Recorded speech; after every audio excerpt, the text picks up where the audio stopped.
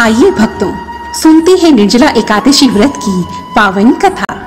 प्रेम से बोलो श्री हरि की जय। प्राचीन समय में सर्वज्ञ महर्षि वेद व्यास जी ने सभी पांडवों को चारों पुरुषार्थ धर्म, अर्थ, काम और मोक्ष प्रदान करने वाले एकादशी व्रत का संकल्प करवाया। तब राजा युधिष्ठिर ने भगवान श्री कृष्ण से कहा, हे मधुसूदन, आप कृपया कर ज्येष्ठ मास के शुक्ल पक्ष में आने वाली एकादशी का वर्णन कीजिए। तब भगवान श्री कृष्ण ने कहा, हे राजन, इस एकादशी का वर्णन तो परम धर्मात्मा सत्यवती नंदन व्यास जी करेंगे, क्योंकि व्यास जी संपूर्ण शास्त्रों के तत्वज्ञ और वेद वेदांतों के पारंगत विद्वान हैं। तो वेद व्यास जी कहने लगे, हे पुत्र, सुनो, कृष्ण पक्ष और शुक्ल पक्ष दोनों पक्षों की एकादशी में अन्न खाना वर्जित माना गया है। द्वादशी के दिन स्नान करके पवित्र होकर फूलों से केशव की पूजा करनी चाहिए। फिर नित्य कर्म समाप्त होने के पश्चात पहले ब्राह्मणों को भोजन देकर अंत में स्वयं भोजन करें। यह सुनकर भीमसेन ने कहा, हे परम विद्वान पितामह, मेरी उत्तम बात सुनिए। राजा युधिष्ठिर, माता कुंती, द्रौपदी, अर्जुन, नकुल और सहदेव ये सब एकादशी के दिन कभी भोजन नहीं करते और मुझसे भी एकादशी पर भोजन ना करने के लिए कहते हैं। लेकिन पितामह, मैं क्या करूं? मैं भूख सहन नहीं कर सकता। भीमसेन की बात सुनकर व्यास जी ने कहा, हे पुत्र, यदि तुम नरक को दूषित समझते हो और तुम्हें स्वर्ग लोक की प्राप्ति अभिष्ट है, तो तुम्हें दोनों पक्षों की एकादशियों के दिन भोजन नहीं करना चाहिए। तब भीमसेन ने कहा, हे बुद्धिमान पितामह, मैं सत्य कहता हूँ कि मैं तो एक समय भी भोजन करके व्रत नहीं कर सकता, तो फिर उपवास करके मैं कैसे जी सकता हूँ? मेरे उदर में वृक नामक अग्नि सदा प्रज्वलित रहती है। जब मैं भोजन करता हूँ तभी यह अग्नि शांत होती है। हे महामुनि, मैं तो पूरे वर्ष भर में केवल एक ही उपवास कर सकता हूँ। इसलिए आप मुझे कोई एक ऐसा व्रत बताइए जिससे स्वर्ग की प्राप्ति सुलभ हो जाए तथा जिसके करने से मैं कल्याण का भागी बन सकूं। तब व्यास जी ने कहा, हे पुत्र, जब ज्येष्ठ मास में सूर्य वृष राशि पर हो या मिथुन राशि पर शुक्ल पक्ष में जो एकादशी हो, उसका तुम निर्जल व्रत करो। केवल कुल्ला या आचमन करने के लिए मुख में जल डाल सकते हो। उसे छोड़कर किसी भी प्रकार का जल मुख में नहीं डालना चाहिए, अन्यथा यह व्रत भंग हो जाता है। एकादशी को सूर्य उदय से लेकर अगले दिन के सूर्य उदय तक मनुष्य को जल का त्याग करना चाहिए, तभी यह व्रत संपूर्ण होता है। उसके पश्चात द्वादशी पर प्रातः काल स्नान करके ब्राह्मणों को विधि पूर्वक जल और स्वर्ण का दान करना चाहिए। उसके पश्चात ही जल और अन्न ग्रहण करें।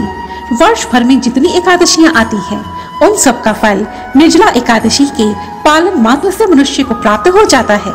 इसमें तनिक भी संदेह नहीं है।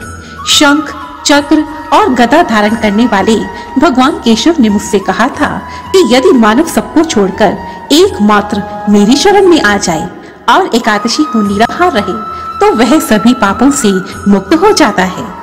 एकादशी व्रत करने वाले पुरुष के पास विशाल काय और विकराल आकृति वाले, काले रंग वाले, दंड पाशधारी भयंकर यमदूत नहीं आते। अंत काल में पीताम्बरधारी, सौम्य स्वभाव वाले, हाथ में सुदर्शन धारण करने वाले और मन के समान वेगशाली विष्णु दूत आखिर उस वैष्णव पुरुष को भगवान विष्णु के धाम में ले जाते हैं।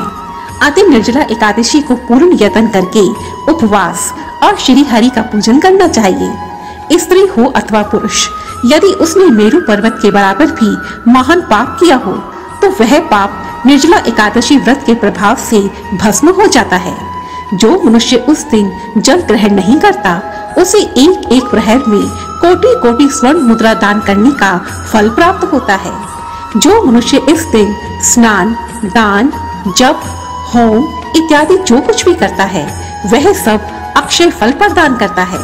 जो मनुष्य निर्जला एकादशी पर अन्न ग्रहण करता है, वह इस लोक में चांडाल के समान है और मरने पर दुर्गति को प्राप्त होता है।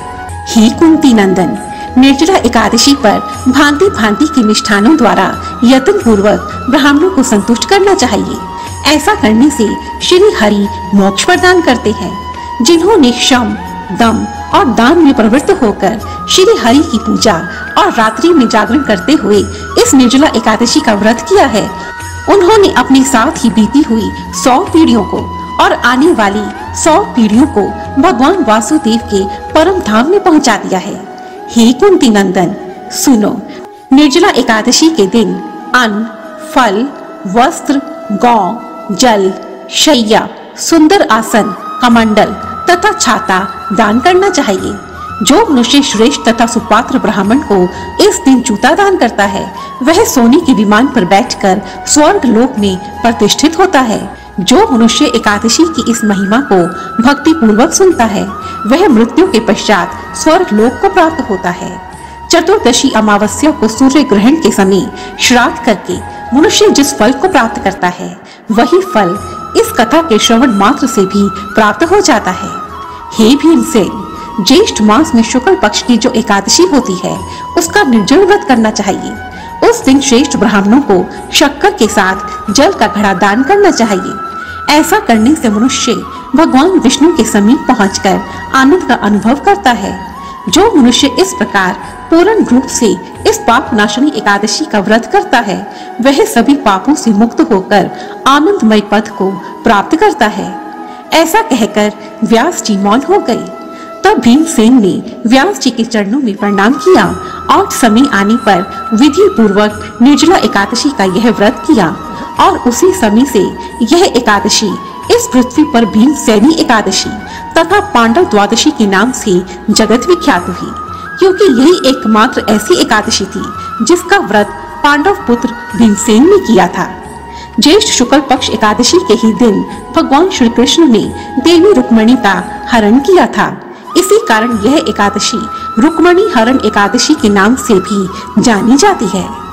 जय श्री कृष्णा, बोलो जय श्री हरि। तो यह थी निर्जला एकादशी व्रत की सुंदर कथा। निर्जला एकादशी के दिन व्रत करके इस व्रत कथा का प्रेम से श्रवण करना चाहिए। ऐसा करने से इस लोक में मनुष्य सभी भौतिक सुखों को भोग कर अंत में मोक्ष को प्राप्त करता है। जय श्री कृष्णा। प्रेम से बोलो श्री हरि की जय। और यदि आपको यह वीडियो पसंद आई है तो प्लीज मुझे कमेंट सेक्शन में जरूर लिखें और मेरी ऐसी ही दूसरी वीडियोस को देखने के लिए रेड कलर के बटन को प्रेस कर मेरे इस चैनल को सब्सक्राइब करें और साथ ही बेल आइकन को भी जरूर दबाएं, ताकि मेरी आने वाली सभी वीडियोस की नोटिफिकेशंस आपको टाइम पर मिलती रहे। धन्यवाद। जय माता दी।